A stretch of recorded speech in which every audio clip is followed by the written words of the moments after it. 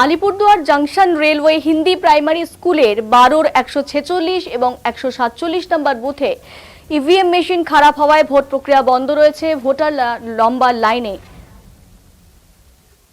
আপনারা দেখছেন এই মুহূর্তে Alipurduar junction railway Hindi primary স্কুলের 12-র 146 এবং 147 নম্বর বুথের ইভিএম মেশিন খারাপ হওয়ায় ভোট প্রক্রিয়া ইতিমধ্যেই কিন্তু বন্ধ রয়েছে এবং ভোটাররা অপেক্ষারত রয়েছেন লম্বা লাইনে।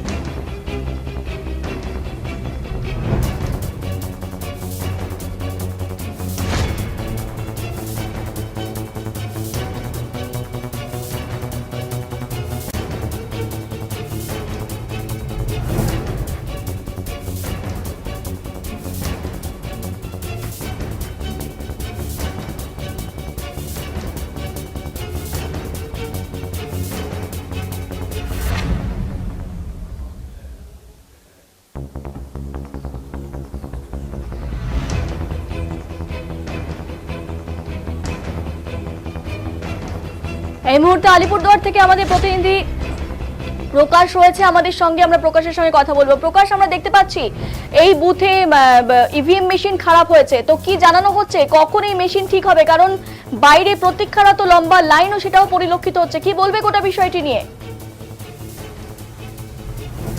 26-এর যে বিধানসভা ভোটের যে প্রথম দফার যে ভোট গ্রহণ পর্ব, সেই পর্ব সাত সকালে শুরু হয়। আলিপুরদুয়ার জেলার সর্বত্রই কিন্তু 5টি বিধানসভায় কিন্তু এই ভোট গ্রহণ শুরু হওয়ার কথা ছিল সকাল 7টা নাগাদ। তবে বেশ কয়েক জায়গায় কিন্তু লক্ষ্য করা গেছে যেখানে ইভিএম মেশিন খারাপ থাকার জন্য কিন্তু সেই ভোট পর্ব কিন্তু সঠিক সময়ে শুরু হতে পারেনি। এমনই একটা বেশ কয়েকটি ঘটনা ধরা পড়েছে, যেটা যেমন তাকে জানতে পারা গেছে আলিপুরদুয়ার 12/165, তারপর রয়েছে 12/165, তারপর 12/146, এই মানে বেশ কয়েকটি বুথ, সেটা ভোলারডাবলি এলাকায় রয়েছে, জংশনের এলাকায় রয়েছে। এই সমস্ত বুথগুলো কিন্তু ভোট পর্ব কিন্তু অনেকটা পরেই শুরু হয়েছে এবং আমরা লক্ষ্য করতে পারছি, যেটা জানতে পারা গেল Alipurduar junction railway Hindi primary স্কুলের 12/146, 47 নম্বর বুথেও কিন্তু ইভিএম মেশিন খারাপ থাকার জন্য প্রায় আধ ঘন্টা বাদে কিন্তু সেই ভোট পর্ব ওখানে শুরু করা হয়েছে এবং যে ইলেকশন কমিশনের যারা দায়িত্বে রয়েছেন তারা কিন্তু ইভিএম মেশিন পরিবর্তন করবার পরে কিন্তু সেখানে ভোট প্রক্রিয়া শুরু হয়।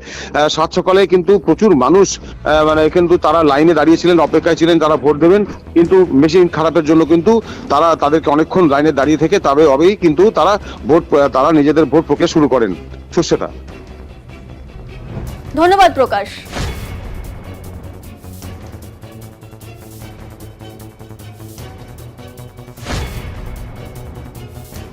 মানে নবের সমস্যা, জ্যাকের সমস্যা ছিল দুটোতেই?